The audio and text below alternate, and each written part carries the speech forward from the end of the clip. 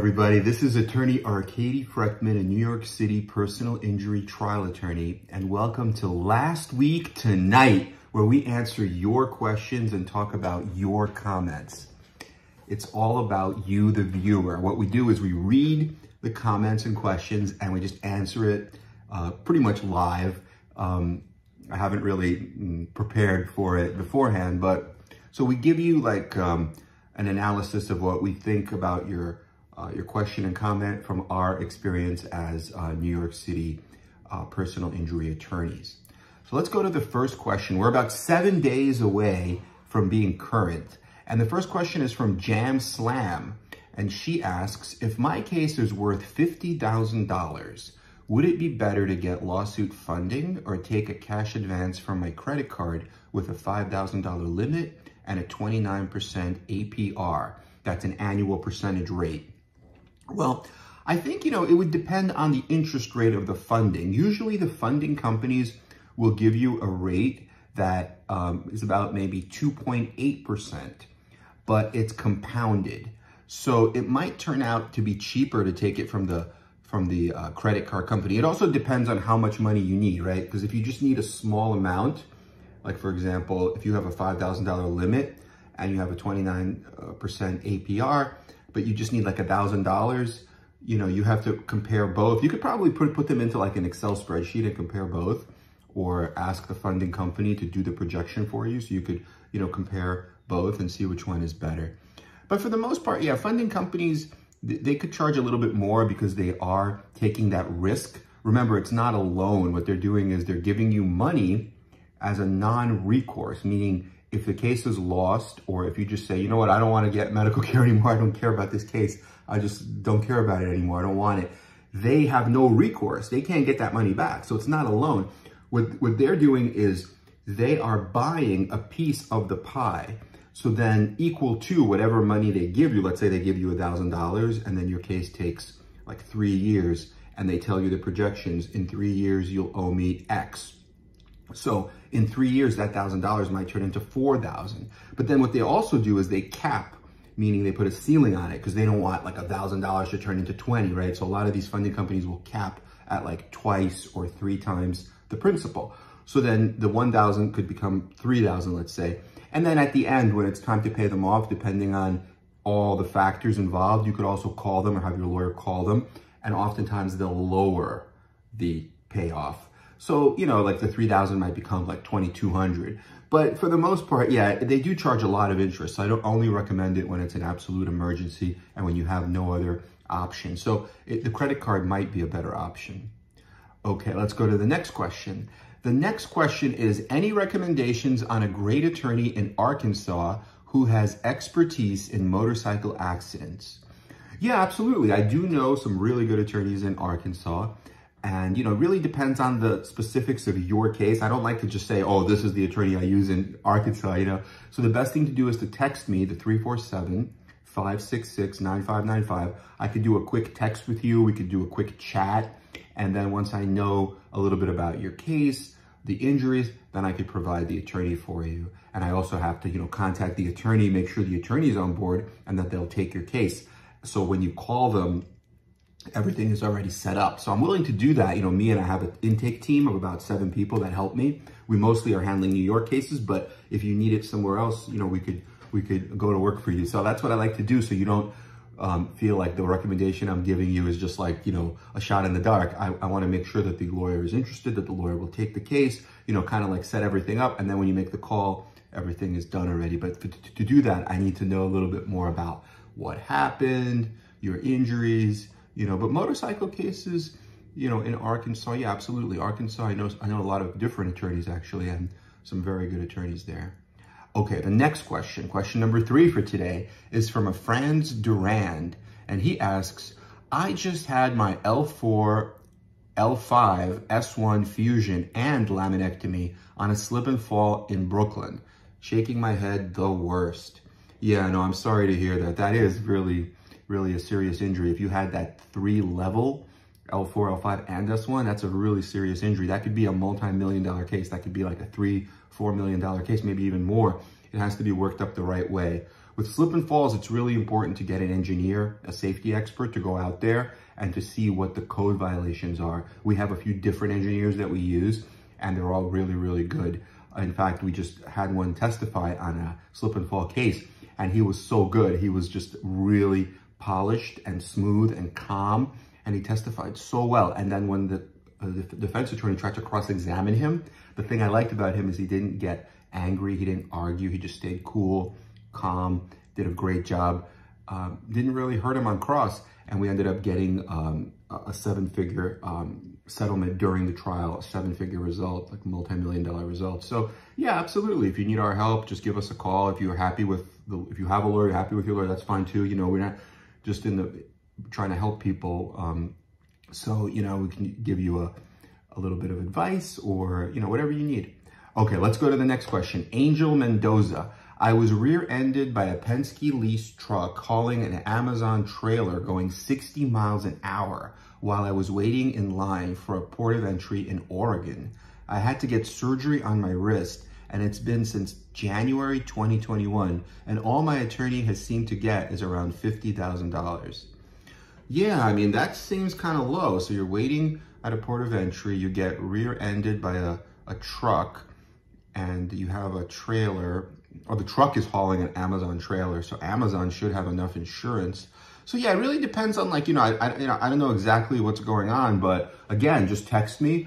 I'm happy to, speak with you, get a little bit more information. If there's more coverage available from the trailer as well as the tractor or the truck, and then there's a lot of other things that only a truck accident attorney will know how to do.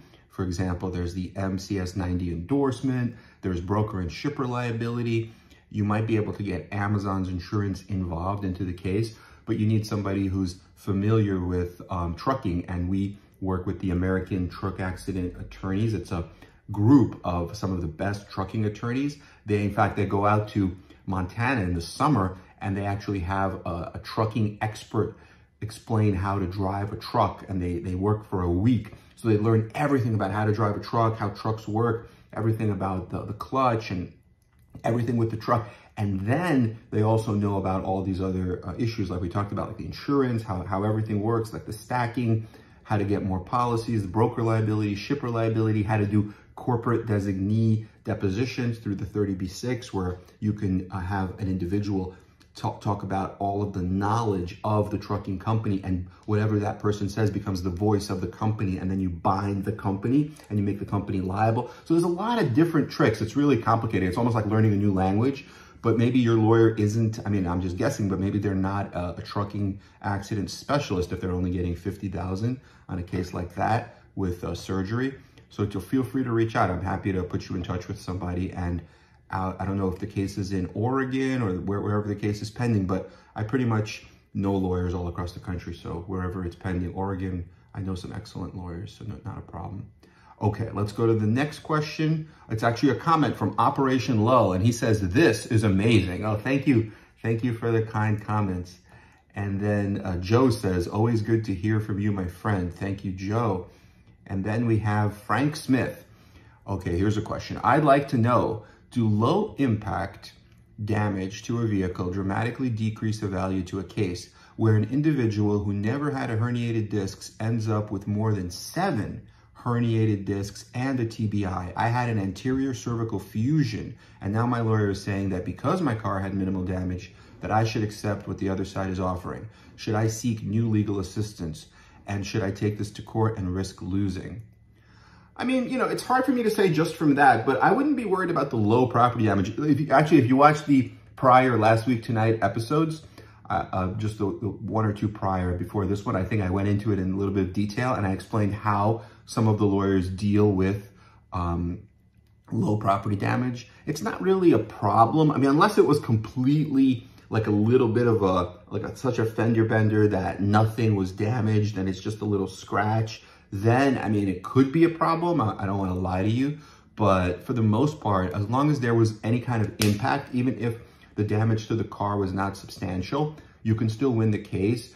There's a lot of analogies. People use eggs. They say, like, why do you open up the carton of eggs, right? If damage has to be to the outside of the car, damage has to be to the outside of the carton. There's no damage to the carton of eggs, but why do people open it? Because it's known that you could get damaged to whoever's inside the car, just like the egg could be damaged inside the carton without any damage to the actual carton or box of eggs itself, right? So it's the same thing. Another lawyer does it with a chair, where he kicks a chair and he says, look, there's no damage to the chair, but you know, are you hurt? If you're sitting in the chair, you could be like really hurt from somebody kicking the chair or a car crashing into the chair, right? So it just depends. There's also like the issue of different cars, right? Some cars have those plastic bumpers or those guards, those rubber guards. So that might prevent actual damage that's visible to the car.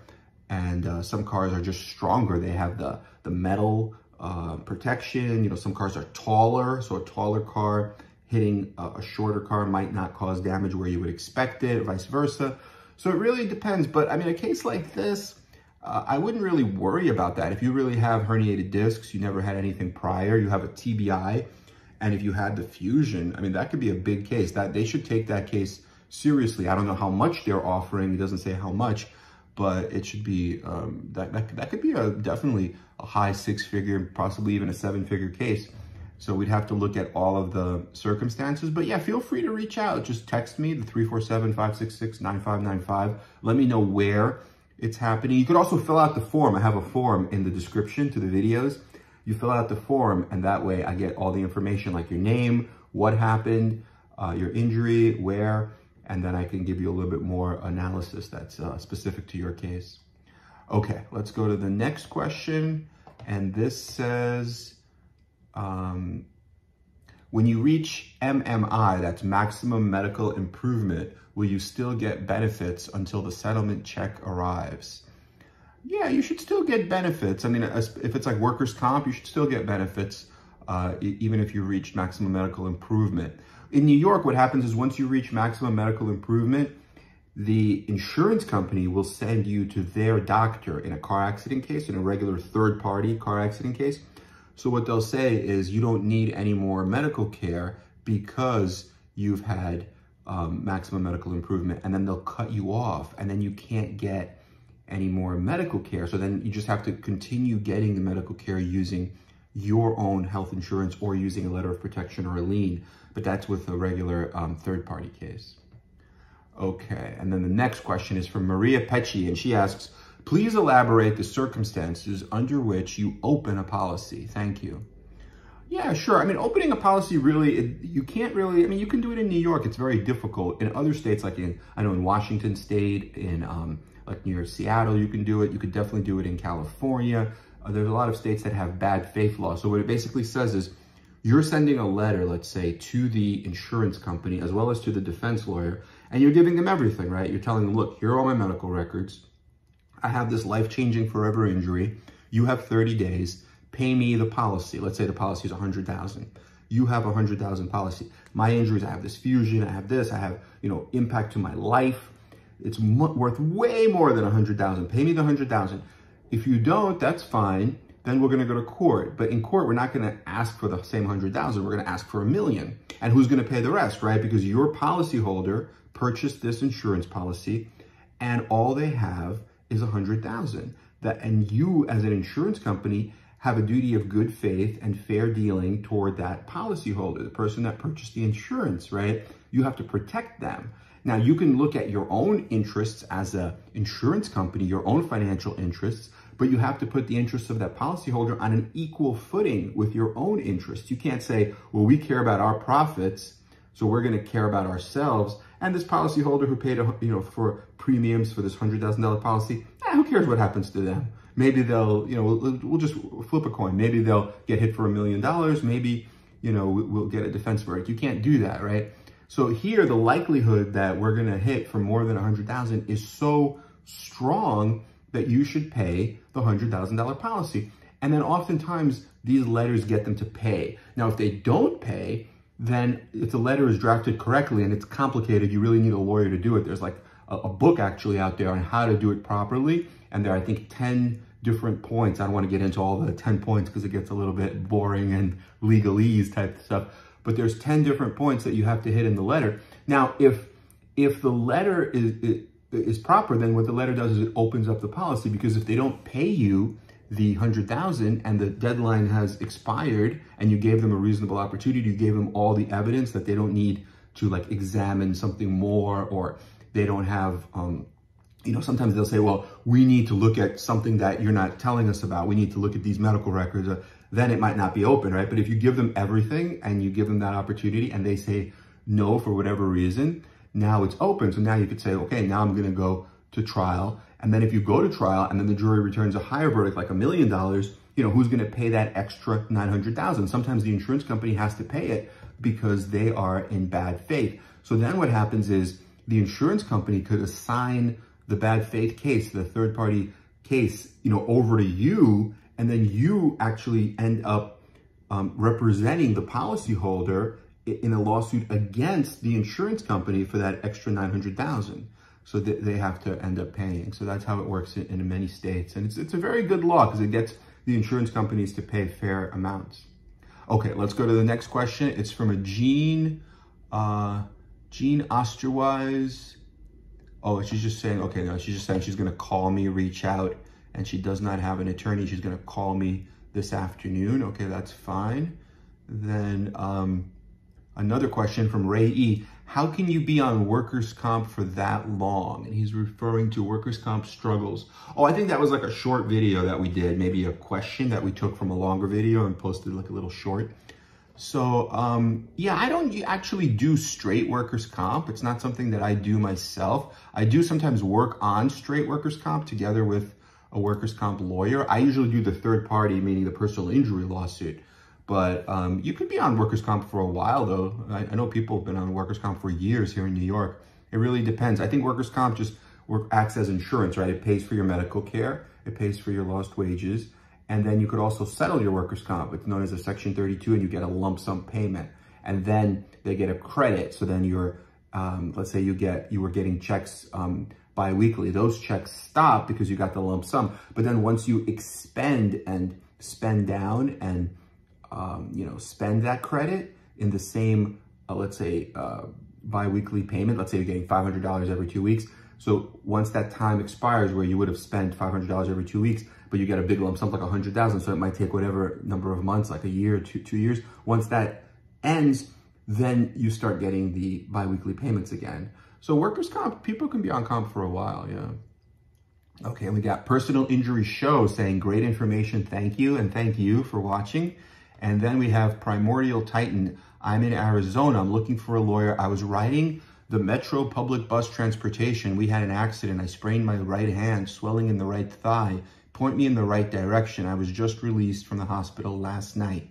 Oh yeah, actually this person texted me and we talked, and I did provide him with an Arizona lawyer. So let me know if that worked out. If it did not, you know, just reach back out. Maybe I'll try to find someone else. But I believe it was in Phoenix, Arizona, and I do know some excellent lawyers in Phoenix, so I provided him with a trial lawyer that I know to be excellent in Phoenix. When a case just happens like that, sometimes it's hard to vet because, you know, it just happened. So, I don't know if the lawyer ends up taking it or not. When a case is a little bit older, like a few months at least, then I can get a better sense of whether the lawyer that I'm working with will want it or not, because I could tell them about the injury information, like the medical diagnosis. You know, I could tell them here it's a little bit unclear because it just happened. It was just released. So it depends on how the injury plays out. But usually lawyers do want the fresh cases, the cases that are brand new. Okay. And then Ray E says, yes, I'm ready. Got my popcorn ready to go. Thank you. And he is responding to our video about, can you guess the TBI verdict, where we talked about traumatic brain injuries. And that was a video we did last week. So check that out if you haven't. It's a pretty good one. And we could do more videos about traumatic brain injuries and the different types of verdicts. Okay, and then let's see here. We have a question from Asedsi, and he or she asks, would you ask for a judge in a TBI or a jury court? I would say usually a jury. I mean, the judge, you know, usually tends to be more conservative compared to a jury. You don't have that possibility with a judge. The good thing about a judge is, like, whatever the judge ends up giving you as a verdict will usually be more sustainable, meaning that if a jury gives you like $100 million, well, then the defendants could appeal, and then the appellate division, which are judges, might say, you know what, $100 million is crazy, take like 10 million. And if you don't take 10 million, just do the trial all over again. And then to hear them say that, right, to get the appeal decision could take another 2 or 3 years after your jury trial. So a lot of people don't want to wait 2 or 3 years. They just got a jury trial. They just got a verdict, $100 million. They're happy. Why do they want to wait 3 years just to have them told, you know what, the verdict is gone, and just do another trial, or take much less, like 1/10 of what you got, right? That's just like an example. It could be anything. It could be a $3 million verdict and they tell you to take 600,000, right? So that's why, people might want to judge. But for the most part, juries are better in that you have that higher upside. And if the case merits it and your lawyer knows how to present it in a way that it will be sustained on appeal, then you can do much better with the jury. Okay, then we have a question from, this is like some kind of a long thread, I guess. Okay, Ray E again. He says, mine's is an MTBI, post-concussive syndrome, so I may need to reevaluate for a lesser, even though it's $1 million policy. I may need to take whatever they give me, post-concussive syndrome, MTBI. I have a permanent injury, so it may not be worth that much, like having a soft tissue injury. I mean, no, MTBI can definitely be worth a lot. Like what I'm trying to explain in the videos that I've done is that I don't believe there's such a thing as MTBI, right? Because they call it mild traumatic brain injury, but any injury that's to the brain cannot be mild, because the brain is the most important thing anybody has, right? It's like your brain it controls everything, controls your emotions, it controls your logic, your executive functioning. It's pretty much the controller for who you are, how you take things in, and how you express yourself to the outside world. So the brain is so important. So any injury to the brain that's documented, if you have a neurologist, if you have a neuroradiologist with films confirming a radiological injury to the brain, such as a diffuse tensor imaging or an MRI, anything like that, plus you have a neuropsychologist, that should be a big case. That should be a policy case. Or if it's $1 million, then they should pay you the $1 million. Maybe you can get more. Find out if there's umbrella or excess. Absolutely, that's a big case. So I would not take whatever they can give you on a case like that. No way. Okay, and then we have a comment from Araf, and he says, absolutely love the spinal fusion and now the TBI video. Keep doing more videos on these injuries like spinal fusions. In my opinion, your best content. Love it.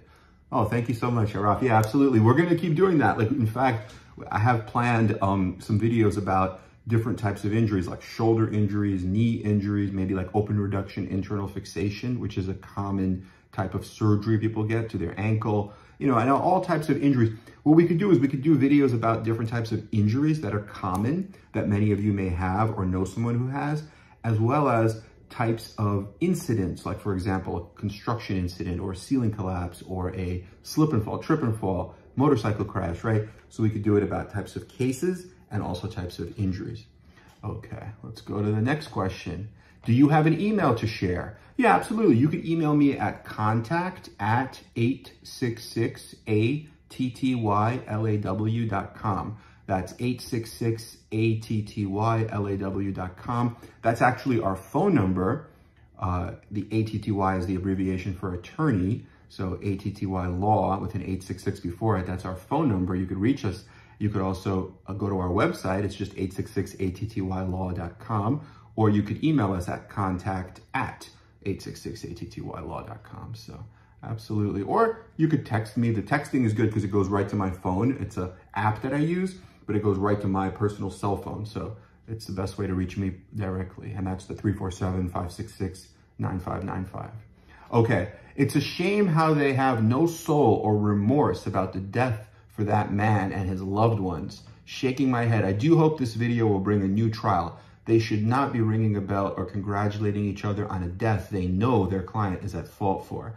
Oh, and they're talking about the video warning. Here's what every personal injury victim needs to know. Yeah, that was a case I did about a dirty defense trick where they had a video and they were like laughing about winning a case where they knew they were at fault and their client caused the injury and was at fault, but they came up with all these like frivolous defenses, and for some reason the jury bought it. But yeah, there is going to be a new trial that was already decided. And I believe the trial lawyer who's going to do the new trial is going to do it pro bono for free. And he's a really good trial lawyer. He recently won a $27 million verdict in a complex medical malpractice case. And he also he was part of a trial team that won almost a $300 million verdict out in Washington State against Monsanto. So he's a really good trial lawyer. And so, yeah, so I think that they're going to do justice for that family. And let's see, we're coming down to the home stretch. Only a few more questions. A comment from Blake Woodcrest talking about the factors. The injury needs to be reported, diagnosed, and treated. The specialists need to consult. They have to correlate. The attorney with the highest integrity needs to take the case. Don't stop trying to recover. Try not to have gaps in treatment. Yeah, this is all good stuff. Stay off social media. Don't discuss your situation with people you don't trust. And then learn from ATTY. Oh, thank you. Thank you so much. Yeah, absolutely. I think that's great analysis. Yeah, great. People are learning. See, people are becoming, some of these commenters are becoming as smart as attorneys because they're learning. So that's good. That's what YouTube is all about. And definitely continue to learn, continue to grow. And thank you for that analysis. Okay, and then they say, can you please do a video about neck fracture compensation or verdict? And I asked, was it a spinal fusion? Which injury specifically? And they said, yes, a fracture C1. I also had a TBI that shows in a CAT scan, and I also had impingement on the right shoulder with lumbar disc L5S1 that comes out. Yeah, so I mean, if you had a fracture C1 with fractured vertebrae, that means the bone is broken, right? A vertebrae, I could show you just real quick. This is a model, right? So it's the vertebrae, the bone, the white part that's broken. So if that's broken, what you want to watch out for is known as retropulsion. You don't want a piece of that bone to then go flip back and start touching these nerve roots. You see these yellow parts right there? Because if it's touching the nerve roots, what happens is then that bone could impinge the nerve roots. And these are the nerve roots running through your spine that cause pain. So that's what you really want to watch out for. I had a case with that, with a fractured vertebrae with retropulsion, no surgery, and we still ended up getting close to $500,000. So it could be a really serious case.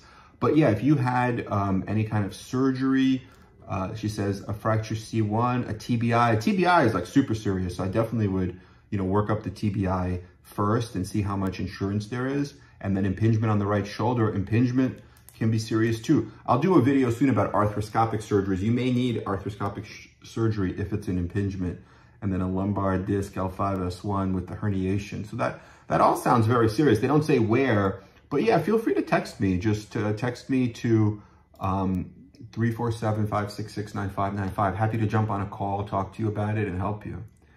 Okay. And then Operation Lull says, can I get my CLE credits for watching this video?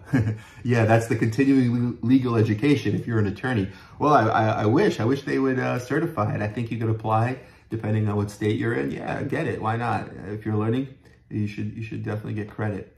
And then B Oracle says, could you please make more videos about knee injuries with surgery verdicts? Yeah, absolutely. That's one of the ones that I have planned. I already downloaded some of the verdict searches, so I'm going to go through those and start doing them.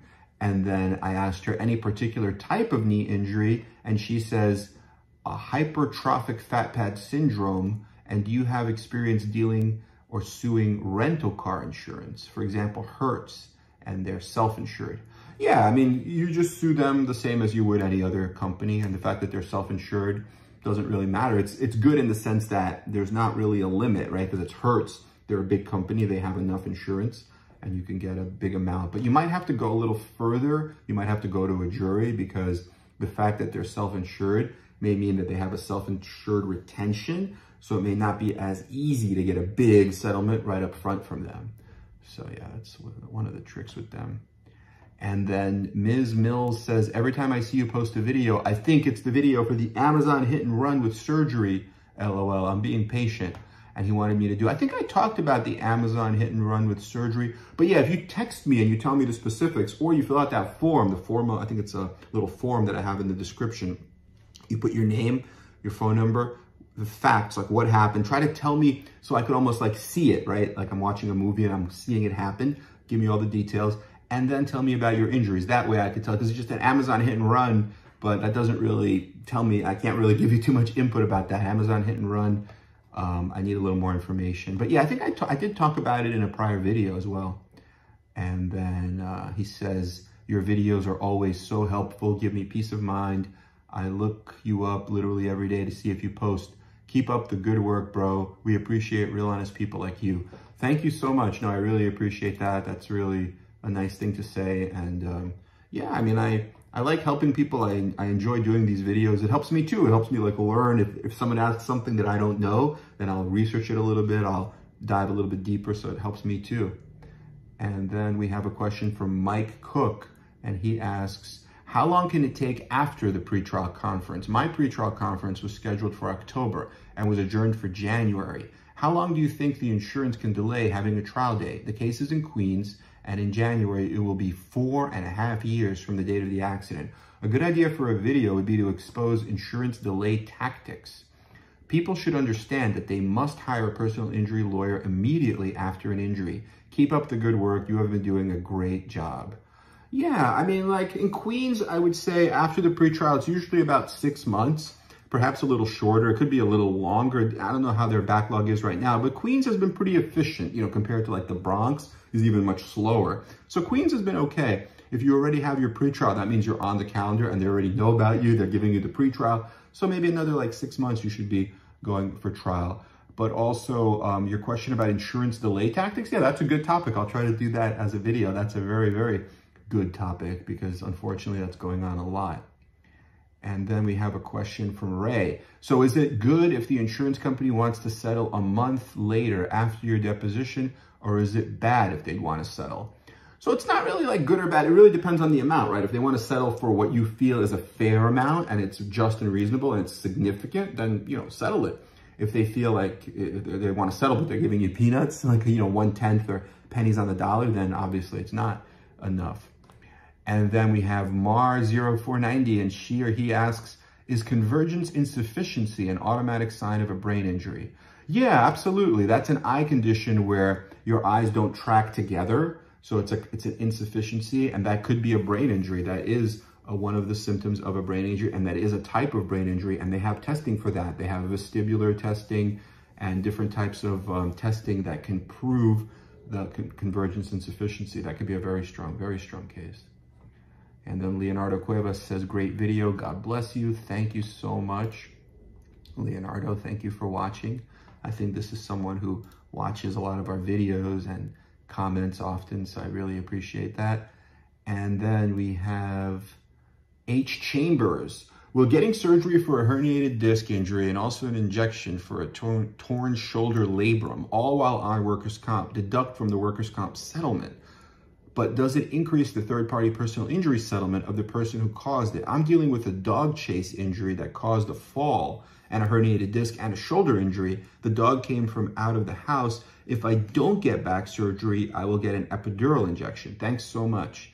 Yeah, I'm sorry to hear that. I mean, usually what happens is it won't really deduct from the workers' comp. I mean, the workers' comp is if you're working and the dog is chasing you, then of course, you know, the dog, I mean, you're working, right? So you're entitled to workers' comp. But the fact that you have a surgery for a herniated disc and the fact that you also need an injection for a torn labrum, that just adds to the personal injury case. The workers' comp is just paying you, right? It's like insurance. They're just paying you for getting paying you your lost wages, and they're also paying for your medical bills. So it works like insurance. Now, of course, if you do end up getting these procedures, you may have to pay back a little bit more to the workers' comp because they have a lien for, you know, the payouts they do for the lost wages as well as the payouts they do for the medical bills, right? Because they have to pay the surgeon for the procedure. But that's like pales in comparison. That's just a tiny percentage. That's like, you know, let's say the surgery costs, I don't know, let's say a surgery costs like $5,000 or $10,000. But the fact that you now have the surgery, you can get much more on the third-party lawsuit. If you're suing, let's say, the dog owner and they have homeowners insurance and they have like $1 million policy on the house, you could perhaps get, you know, $300,000 because you had a labrum, a surgery for the shoulder, and then you pay back like $10,000 or $15,000 to the doctor. So it still makes sense to do it. So I wouldn't really worry about that. And then they also talk about the subrogation law, and the doctor recommended a microdiscectomy, and then the shoulder ortho wants me to get an injection first. So yeah, I mean, like, it could be a big case. I don't know. Oh, I think it's in Illinois. They're saying he's originally from Brooklyn, but now it's in Illinois. I mean, it's hard for me to say, like he says also, what's the settlement value? It's hard for me to say, you know, without knowing the case. In Illinois, I'm happy to put you in touch with an attorney if you need one, or if you're happy with your existing attorney, I really recommend speaking with them, doing a consultation, giving them a phone call, email, meeting them in the office, you know, find out from them, because they'll know much more than me. They have more of that intimate knowledge. They're handling the case day in, day out. They really should know the case. They should be able to give you some projection of what they expect the result to be. But yeah, absolutely. Okay, and then we have, my case is in Manhattan. This is from Black Powerful. My case is in Manhattan, New York. Courts, are they cool like the Bronx? I'm suing a first responder truck hit me from the back at a red light. No lights on the truck. And then I had a neck fusion and shoulder surgery, microdiscectomy on my lumbar, knee surgery. My life definitely had to change, and I will be okay in Manhattan. Yeah, I mean, Manhattan's not too bad. I mean, Manhattan, it depends on the jury, right? Like I would say the Bronx is a little better than Manhattan for the most part, like generalizing it. But you could do very well in Manhattan as long as you take time to pick a jury, ask them the right questions, make sure they can allow for these multi-million-dollar results. Because some jurors may not be able to allow for, or may not want to allow for multi-million-dollar results because of their beliefs, right? Their system of beliefs. Because we all come into jury selection, right? They just get a summons in their mailbox. They just show up because they're being told by the government that they have to show up. If they don't show up, a judge could issue an arrest warrant for them, right? So these people that are showing up, what is their system of beliefs? We all come in with who we are and who we're trying to become in the future. Are they the type of people that will not allow for multi-million-dollar verdict? Because at the end of the day, once the lawyers give their closings, the jurors go into a room and they all talk to each other, and they have to decide on the verdict, how much to give you. So you want to make sure that all those people, those 6 people, can, if the law and the evidence justifies it, allow for, let's say, 7 million, 10 million. Some people might say, you know what, I don't want to be a part of a case like that, which is fine, but then your lawyer should find that out in jury selection and not select those people. So that's very, very important to do. Okay, and I think we're down to like the final questions. We have a comment here from Ray. I thought we only go to mediation if the insurance companies don't want to settle. I mean, not necessarily. I mean, mediation is a type of settlement, right? It's non-binding and you have a judge, but you just discuss the case. So if you feel like the case can settle or will settle, likely settle, mediation is a type of alternative dispute resolution, meaning it's an alternative to trial. So I would only go to mediation if there's a good faith offer and if the case is likely to settle. If they're not going to settle, don't go, because they're just going to lowball you, and then you're just going to spend money and you're not going to get anything, so it's a waste of time. And then the final comment from Blake Woodcrest, always great content. For the person with the fusions, take the money, even if it's a little less, and do laser surgery. Those fusions will take their toll. And so many surgeons and even radiologists miss a sacral fracture, which can be difficult to see. Getting multiple level fusions and all of that scar tissue isn't worth the money and the pain. Even if you get 3 million, it's nothing. Get a little less without the surgery and invest, or get the laser surgery with a qualified neurosurgeon. This is not legal and or medical advice. Okay. Yeah, I mean, it really depends on you, you know, what you need. There's no such thing as, you know, everyone should either like not get a fusion or get a fusion. It really depends on your particular circumstances. I will say fusions are serious. They're putting in like a cage, a metal titanium arthrodesis and cage, and they're drilling into the vertebrae, and they're taking out the entire disc and putting it in an artificial disc. Sometimes they have to do what's known as grafting. So yeah, they're very serious. I wouldn't recommend like going and, hey, doing a fusion like that. What you want to do is you want to go the natural progression. First, you try physical therapy. If that doesn't help, you might try pain management, like an injection, or a striker decompressor can do a discectomy, a percutaneous discectomy, where they remove the leak from the herniation.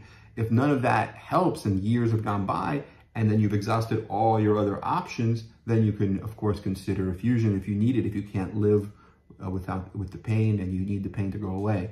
But yeah, it's definitely a serious surgery, life-changing surgery. Okay, I hope this has been helpful. Please like and subscribe to our channel. We're up to date now. That was the last comment. It was 20 hours ago. So now we're up to date. So now we are ready for your new comments. Please comment, ask questions, like and subscribe to our channel. We are here for you. All the best. Happy holidays, and we'll talk to you very soon. Bye-bye.